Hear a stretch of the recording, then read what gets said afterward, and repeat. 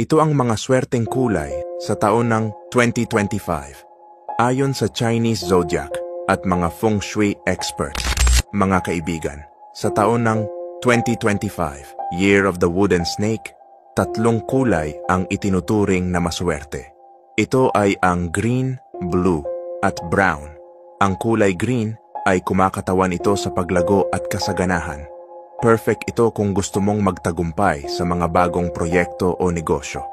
Maglagay ng mga green accents sa iyong bahay o opisina para makaakit ng good fortune.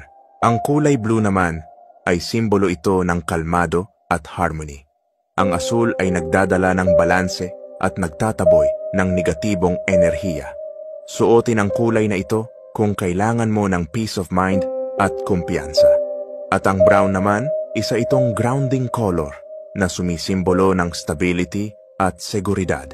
Maganda ito para sa pagbuo ng matibay na pundasyon sa iyong buhay at relasyon. Tandaan, ang mga kulay na ito ay gabay lamang. Nasa sayo pa rin ang magdadala ng kapalaran mo. Wala namang masama kung paniniwalaan mo ang mga ganitong pampaswerte, basta't samahan ng sipag, tiyaga at pananampalataya. Good luck!